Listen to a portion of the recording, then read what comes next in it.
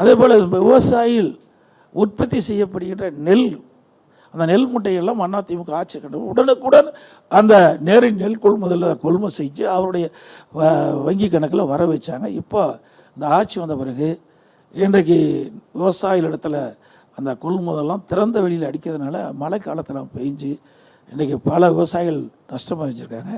அது மட்டும் இல்லை, உங்களுக்கு தெரியும் 1538 டன் அரிசி 2022ஆம் ஆண்டு செஞ்சு சரியாக பாதுகாக்காத காரணத்தினால 15,380 மூட்டை நெல் அரிசி வீணாக போயிட்டுது.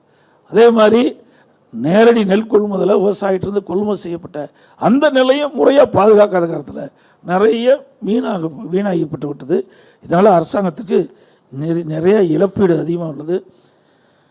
அதே போல் சிறு குறு நடுத்தர சொன்னாங்க, கொரோனா காலம் அப்போ கூட நிறைய உதவி செஞ்சோம் அந்த திட்டத்துக்கு.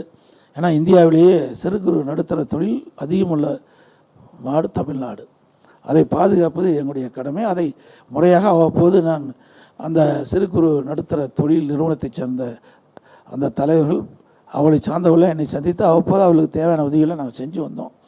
அதை மீண்டும் செய்வதற்குண்டான நடவடிக்கை எடுக்கப்படும். வாழை சொன்னாங்க, வாழையை பொறுத்த வரைக்கும் இன்றைக்கி மதிப்பு கூட்டிய பொருள் தயாரிக்கும்னு சொன்னாங்க. அதுக்கு தயாரிப்பதற்குண்டான நடவடிக்கை நாங்கள் செய்வதற்கு அதிமுக அரசு எடுக்கப்படும் என்பதை தெரிவித்து, அதே போல் இங்கே அது நீங்கள் அதை மனுவாக கொடுங்க, அதில் என்னென்னு இருக்குதோ நான் அதை பார்த்து நாங்கள் செயல்படுத்துகிறோம். சங்கீதா என்பவர் இங்கே பேசினாங்க, நம்முடைய சத்துணவு சாப்பிட்ற குழந்தைகள்லாம் கொடுக்கணுன்னாங்க. ஏற்கனவே ஆவின்லேயே நாங்கள் நிறையா தயாரிச்சிட்ருக்கிறேன். நான் ஆவின் சேர்மனாக இருந்தேன். நான் வந்து 1992லேருந்து 96 வரைக்கும் இருந்தேன். அப்பொழுது தான் முதலாக எங்களுடைய சேலம் டைரி தான் அகில இந்திய அளவில் நாங்கள் தேசிய விருதில் பெற்றோம். அதே மாதிரி நான் சேர்மனாக இருக்கும்போது அப்போவே 5 கோடி ரூபாய் லாபம் ஈற்றி நான் டெபாசிட் பண்ணிட்டு இருந்தேன் அந்த காலத்துலேயே. அதனால் அந்த ஆவின் பற்றி எனக்கு நல்லா 3 ஆண்டு காலம் அதில் நல்லா இருந்து விவசாயிகளுக்கு தேவையான அளவுக்கு அதில் உதவி செஞ்சோம். உங்களுடைய கோரிக்கையில் நாங்கள் பார்க்குறோம், எங்களால் முடிஞ்சதை செஞ்சு கொடுக்குறோம். அதே போல் அந்த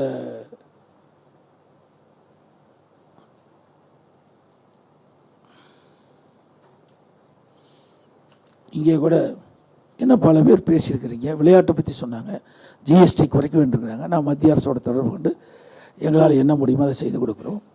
அதே மாதிரி டாக்டர் சிவகுமார் அவங்க பேசியிருக்கிறாங்க.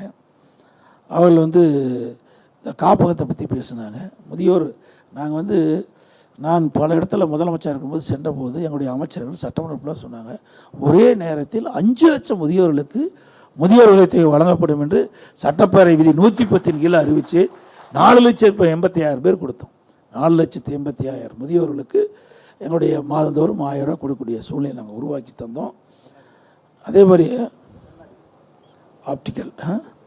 ஆப்டிக்கல் சேர்ந்த அதுவும் ஜிஎஸ்டி பற்றி சொல்லியிருக்கிறீங்க. இப்போ ஜிஎஸ்டி ஏதோ மாற்று வருதா குறிப்பிட்டிருக்காங்க மத்திய அரசாங்கம். அது என்னென்னலாம் அதில் என்ன சாத்தியமாக இருக்குதோ அது ஏன்னா 2 வரி தான் சொல்லியிருக்கிறாங்க. இப்போ 5, 12, 18, 28 போக இப்போ 2 வரி சொல்லுதா, 2 1 ஸ்லாப் 2 4 2 ஆக்குறாங்க. அதை எந்தெந்த பொருள் எப்படி வரும்னு எங்களுக்கு தெரியல. இருந்தாலும் நீங்கள் சொல்லுவதும் கவனத்தில் எடுத்துக்கிறோம். நீங்கள் மனுவாக கொடுங்க, நாங்கள் சம்மந்தப்பட்ட அமைச்சரோட தொடர்பு கூட நாங்கள் செயல்படுத்துகிறோம். இங்கே வந்திருந்து நல்ல ஆலோசனை வழங்கியிருக்கிறாங்க. நான் இங்கே பல பேர் பேசுவதாக இருந்தது. நேரத்தினுடைய அருமை கருதி ஒரு சிலர் தான் பேச முடியுது. பேச வாய்ப்பு இல்லாத நம்முடைய பல்வேறு அமைப்பைச் சேர்ந்தவர்கள் கடிதமாக நீங்கள் கொடுங்க, மனுவாக கொடுங்க. அதையெல்லாம் நாங்கள் பரிசீலித்து நான் எங்களால் முடிந்த என்னென்ன உதவி செய்யணுமோ அதெல்லாம் செய்யும். அதே போல் மரியாதைக்கு நான் ஐயாக்கண்ண அவர்கள் உண்மையிலேயே பாராட்டுகிறேன். நீங்கள் விவசாயத்திற்காக நிறைய போராடுறீங்க, வாதாடுறீங்க. அதனுடைய மனதகரியம் நிறைய விவசாயிகளுக்கு ஒரு ஊக்கமும் ஆக்கமும் அளிக்கின்றதாக இருக்குது. நானும் ஒரு விவசாயி என்ற முறையில் பெருமை கொள்கிறேன்.